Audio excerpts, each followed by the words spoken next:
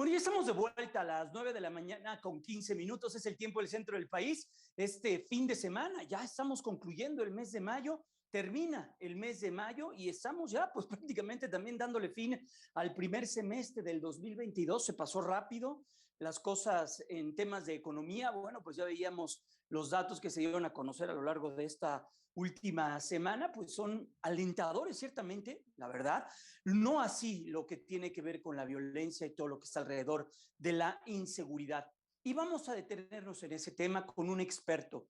Está con nosotros conectado. Me da enorme gusto poder saludar a Ricardo Márquez. Él es especialista en temas que tienen que ver con la seguridad.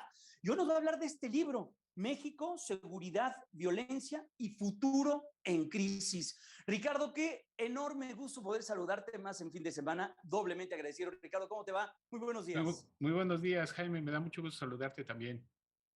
Oye, Ricardo, a ver, estás publicando desde marzo, finales de febrero, marzo, este libro que tiene datos relevantes que tienen que ver con la inseguridad en el país. Tú eres un experto que te acompañan los datos, las cifras. ¿Qué nos puedes platicar de lo que está ocurriendo en México y qué trae o qué vamos a encontrar en el libro?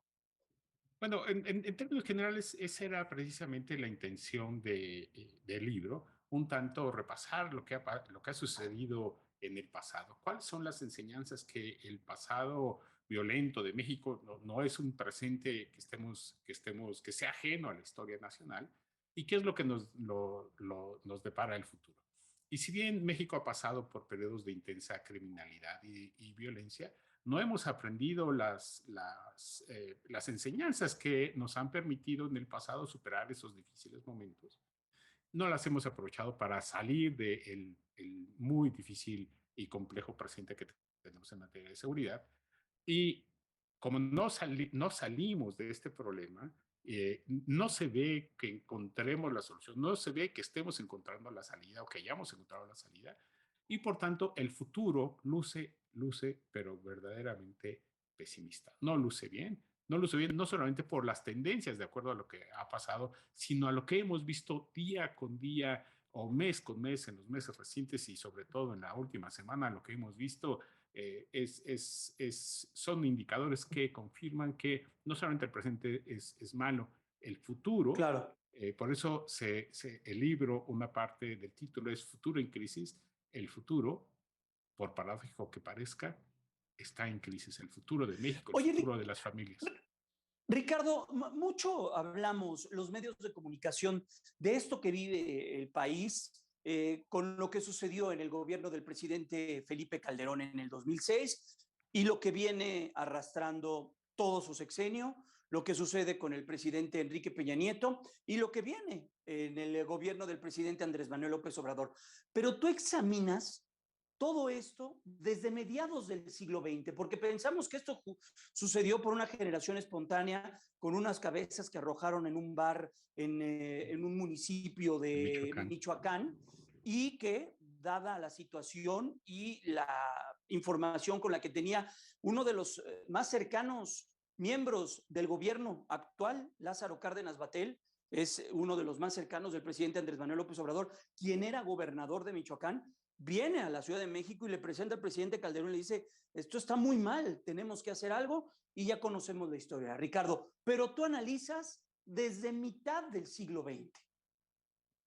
Así es. Y eso que tú mencionabas es, digamos, una de las muchas, de las múltiples experiencias y de las enseñanzas que están prácticamente guardadas en el baúl. Yo no digo de los recuerdos, sino el baúl de los olvidos. Cuando al inicio del sexenio del presidente Calderón empieza esta política, esta estrategia de confrontación abierta con la criminalidad organizada, el primer estado donde se pone en práctica es precisamente Michoacán y tiene unos resultados espectaculares, muy buenos resultados. En solo un año se redujo a casi la mitad, en solo un año, la violencia letal en Michoacán. Venía de casi duplicarse en los 2 últimos años la violencia letal en Michoacán. Y a la entrada en el primer año del expresidente Calderón, se redujo casi a la mitad. Y paradójicamente, paradójicamente por la imagen, lo que se piensa, digamos, popularmente, el primer año del presidente Calderón, el primer año en el que se implementó la estrategia de confrontación abierta en contra de la criminalidad organizada, es el año que históricamente ha registrado menor violencia letal en el país. ¿Qué significa esto? Que la política que implementó el primer año, y ahí lo hago un cálculo de tiempo, casi el primer año y 6 meses, o primer año y 8 meses, fue suficientemente buena como para reducir los homicidios, continuar la tendencia que venía de años atrás de reducción de los homicidios. Después, como ha sucedido en muchas etapas del país, las políticas y las estrategias empiezan a dar rendimientos decrecientes y al final terminó como en el sexenio terminó con un gran incremento en términos de la violencia letal. Pero al principio fue una estrategia bastante eficiente. Oye, Ricardo, en ese sentido, y retomando esa parte de lo que ocurre, se menciona o mencionas lo que ocurrió, porque también una parte es la parte de la fuerza que se utiliza del Estado por parte de los grupos que el propio Estado tiene para confrontar o enfrentar a los grupos del crimen organizado, como son las fuerzas del orden, en este caso la Secretaría de la Defensa Nacional. La vertiente judicial, en este sentido, recordarás, y seguramente en nuestro auditorio lo recordará como el michoacanazo, ese tema que tiene que ver con los presidentes municipales, la célula principal de la República, esa célula más cercana que tiene nuestra política y nuestra democracia, que es pues, la autoridad más cercana que tenemos con los ciudadanos. Y llevan a un montón de presidentes municipales, muchos de ellos presuntamente involucrados con las bandas del crimen organizado, que no resulta del todo exitoso por el tema judicial. ¿Ahí qué se tiene que hacer, Ricardo? Bueno, claramente el tema, digamos, de la criminalidad y la inseguridad tiene distintos eslabones institucionales. Uno es el más inmediato, el de las policías estatales, las municipales, la Policía Federal, la acción del ejército para detener y llevar ante la justicia a los delincuentes. Pero una vez que están en la justicia, este eslabón de la justicia, de procuración y de impartición de justicia, son eslabones que tienen su propia dinámica, están conectados con el eslabón, digamos, de la detención y de la prevención del delito, pero ahí esa parte, ahora tenemos una fiscalía que es autónoma, antes no existía, pero ahora sí la tenemos, pero me refiero a este hecho para resaltar la idea de que entran a un proceso institucional y a un conjunto de instituciones con capacidades muy distintas. Y tenemos casos, desde entonces teníamos casos, pero ahora los vemos también, los seguimos teniendo, casos de delincuentes que obviamente cometieron algún delito, pero que es muy difícil judicializar o procesarlos o llevarlos ante la justicia por esos delitos, aunque sea un delincuente conocido, un narcotraficante conocido, usualmente no tienen acusaciones por narcotráfico. Un ejemplo muy claro es el caso de Ovidio Guzmán. Pues, lo iban a detener por dedicarse, porque tenían una acusación, una solicitud de extradición por narcotráfico en Estados Unidos, pero aquí no tiene ninguna acusación. Aquí no tiene Claro. ninguna averiguación previa y nadie lo está acusando absolutamente de nada, ni siquiera de haberse pasado un semáforo o de Un violar un semáforo. reglamento de tránsito. Entonces, esa Exacto. parte es muy difícil, digamos, es otro eslabón de la cadena, pero es muy difícil y que responde a una lógica distinta. Claro, estamos platicando con Ricardo Márquez, él es especialista en seguridad, autor del libro México, Seguridad, Violencia y Futuro en Crisis. Ricardo, en el libro abordas 2008, lo que está sucediendo en ese momento en una de las zonas más violentas que tiene el país, Tijuana. También un motivo de éxito, lo que sucedió, la manera en la que se atendió. Ciudad Juárez, recuerdo también, Ricardo, uno de los temas también fundamentales donde se logra revertir esta tendencia. Los tocas en el libro. Esa es una parte muy interesante, qué bueno que mencionas esa parte de Tijuana, porque el ejemplo de Tijuana es muy ilustrativo de qué es lo que sucedió y, digamos, para establecer como líneas de responsabilidad. Es muy común encontrar la idea de que todo comenzó con el sexenio del expresidente Calderón y todo comenzó porque hubo detención de capos del narcotráfico y que como hay detenciones del capo del narcotráfico se fragmentan los cárteles y eso genera más violencia tanto en el interior de los cárteles como entre los cárteles en sí mismos. Bueno, el ejemplo de Tijuana es absolutamente claro. En agosto de 2006 se detuvo al líder del entonces cártel de Tijuana y no pasó absolutamente nada. Hasta más o menos abril de 2008, es decir, más de un año después de que se implementó la estrategia de confrontación abierta con las organizaciones del crimen organizado, hay un primer pico de violencia en Tijuana. Pero este pico de violencia tiene que ver más con la fragmentación del cártel de Tijuana, con los problemas internos del cártel de Tijuana, con problemas de liderazgo interno al interior del cártel de Tijuana, que con la política implementada del presidente Calderón. Claro. Luego, Ricardo, ¿me permites brincar el corte comercial que claro, llega de manera automática y nos sigues platicando de el ejemplo Tijuana? Claro, claro que sí, Jaime. Muchas gracias. Vamos rápidamente a la pausa comercial. Son ya las 9:27. Seguimos platicando con Ricardo Márquez. Él es especialista en temas que tienen que ver con seguridad, autor del libro México, Seguridad, Violencia y Futuro en Crisis. Regresamos. Bueno, ya estamos de vuelta a las 9 de la mañana con 30 minutos, es el tiempo del centro del país. Seguimos platicando con Ricardo Márquez, autor del libro México, Seguridad, Violencia y Futuro en Crisis. Ricardo, nos decías el ejemplo Tijuana, lo que ocurre en el 2006 y cómo hay un punto de inflexión no generado por el actuar del Estado mexicano, sino por los propios conflictos de las bandas para el 2008. Así es. En términos, digamos, coloquiales, podría decirse que el caso de Tijuana ilustra que nada tiene que ver esta idea de que en la época del presidente Calderón se le pegó al avispero y se alebrestó todo y de ahí viene la violencia. No, los datos duros, los datos contundentes muestran que la violencia en Tijuana, que fue entonces el segundo municipio o el tercero, ya no recuerdo bien, más violento en México, tuvo que ver más con la dinámica interna, el desgaste interno, los enfrentamientos al interior del cártel de Tijuana, que con la política implementada del presidente Calderón.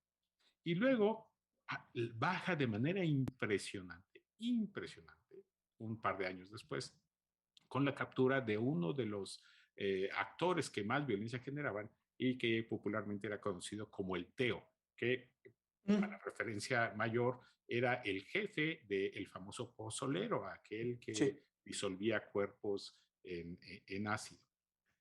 Y eso es detenido el Teo, el gobierno federal, las fuerzas del orden, el ejército, la marina, la policía federal, llevan a cabo detenciones muy puntuales de lugartenientes a lo largo de varios meses. Y al final llegan con el Teo. Y la violencia letal en Tijuana, eso provoca una baja en la violencia letal de Tijuana impresionante, impresionante. Y además la genera casi de inmediato. Al mes siguiente hay una baja importante, a los 2 meses hay otra baja muy importante y genera una tendencia sostenible como de 3 años continuos de baja y de preservación, digamos, de un nivel de violencia bastante bajo en Tijuana.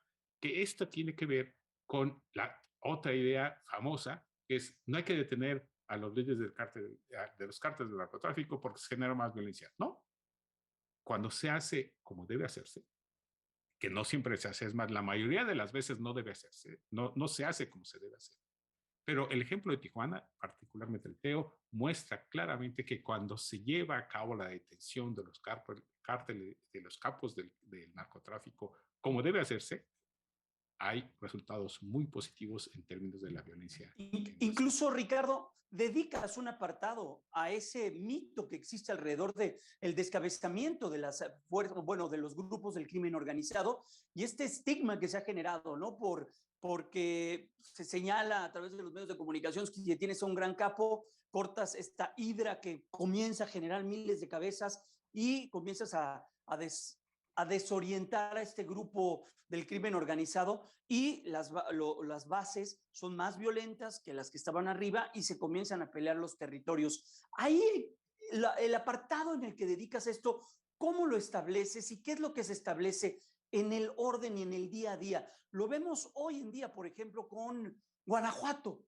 Detuvieron a este señor Yepes, conocido como el Marro, y la violencia en Guanajuato continúa, Ricardo. Ahí, ¿cómo podríamos orientar lo que has escrito en el libro y lo que está pasando hoy en día en Guanajuato, por ejemplo? Ese es un muy buen ejemplo, porque el caso del Marro, el señor Yepes, hicieron la detención, o se hizo la detención, o más bien ocurrió la detención de la manera en como no debe hacerse. Es más, según los últimos informes o los informes más recientes que existen, los informes públicos que existen sobre la manera en cómo se llevó a cabo la detención de El Marro, fue francamente de casualidad, fue por fortuna. Estaban investigando un caso de secuestro y cuando llegaron el equipo, la Fuerza Especial Antisecuestro del Estado de Guanajuato, para detener y operar la liberación del secuestrado, se encontraron a los secuestradores y entre los secuestradores estaba el Marro, José Antonio Yepes, el Marro. Entonces fue de casualidad. No hubo, como debe hacerse, una paulatina labor de inteligencia que permitiera identificar al líder y a los lugartenientes para ir desmontando la estructura de dirección, la estructura logística del cártel de Santa Rosa de Lima. Por eso, claramente, el cártel de Santa Rosa de Lima siguió con sus actividades y sigue actualmente operando. ¿Y por qué decir futuro en crisis, Ricardo? Esta semana ha sido una semana muy complicada en temas que tienen que ver con la violencia, los asesinatos. Tuvimos esta misma semana, vamos a abordar las cifras que conocimos del miércoles, el martes, perdón, el día más violento en lo que va el sexenio, más allá del 1 de diciembre del 2019, que estaban ahí señalando que ese día hubo 125, 127. 127. Ajá. Y ayer ya se corrigió esta cifra porque se había dado que era el de la semana el más alto. No, el más alto fue el del primer día, con 127, pero bueno, hay que tomar en cuenta que estaban tomando las riendas del gobierno, ¿no? Pero lo que vivimos esta semana y lo que se ha vivido en los últimos días es un poco lo que tú planteas en el libro sobre el futuro en crisis. Así es. Para decirlo en términos simples, lo que está sucediendo con la incapacidad o la imposibilidad para poner orden, para poder brindar niveles aceptables de seguridad para todos, es que simplemente estamos expropiando el futuro de nuestros hijos, lo estamos comprometiendo, porque construir las capacidades que se necesitan para restablecer niveles de seguridad aceptables no se construyen de la noche a la mañana y no se construyen de cualquier manera. No es como desafortunadamente ha pasado en el caso de la Guardia Nacional, que hubo una apuesta por el número. Se pensó que si había más elementos en el terreno, más elementos de la policía, más elementos de la Guardia Nacional, del Ejército y de la Marina, casi en la misma cantidad y con la misma rapidez se iba a reducir la criminalidad y la inseguridad. Pues claramente estamos viendo que no es así. Y también vemos que construir esas capacidades que nos permitan salir del problema en el que estamos no va a ser fácil y nos va a llevar tiempo. ¿Y qué significa esto? Que estamos condenando a las futuras generaciones, a nuestros hijos, a vivir en medio de circunstancias con altos niveles de criminalidad y violencia. Ricardo, ¿cuánto tiempo te llevó armar el libro? ¿Te metes a datos? ¿Haces cuestiones de estadística?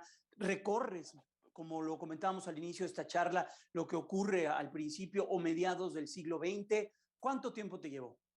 Me llevó como 2 años. Y una parte importante del tiempo fue eh, identificar, digamos, los mitos, las ideas equivocadas o las ideas media verdad y media mentira que existen sobre el tema de seguridad. Una de ellas es esta idea generalizada de que no conviene detener a los capos del narcotráfico porque se genera más violencia. No, o sea, no hay ningún país que pueda tener niveles decentes de seguridad si no lleva ante la justicia, si no detiene a los capos del narcotráfico o a los principales criminales. Entonces, ir desmontando eso sí me tomó, digamos, unos 2 años y recopilar la información que no siempre existe. ¿En dónde podemos y cómo podemos hacernos del libro, Ricardo? El libro está en la página web del Wilson Center, se descarga de manera gratuita y es www.wilsoncenter.org.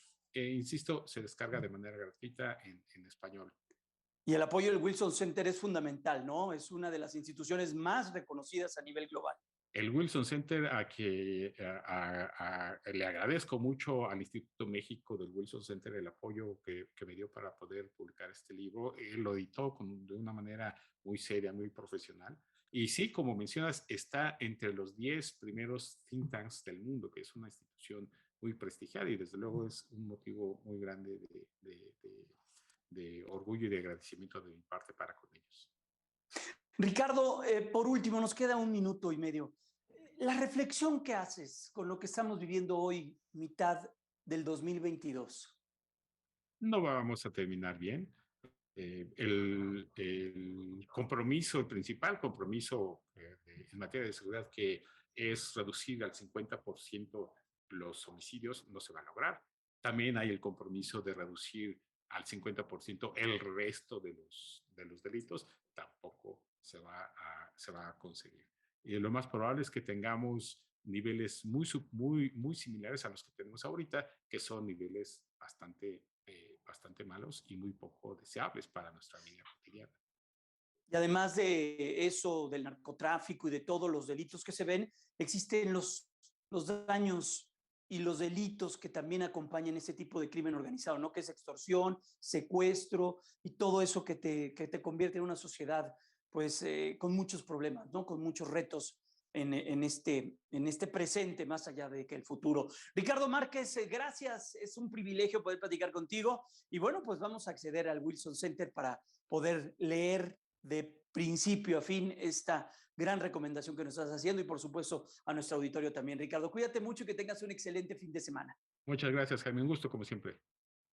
Gracias. Hasta pronto, Ricardo Márquez. Él es autor del libro México, Seguridad, Violencia y Futuro en Crisis. Vamos a la pausa comercial. Son ya las 9:42. Estamos aquí en Grupo Fórmula, 103.3 FM, 970 de AM, en Telefórmula. Ya regresamos.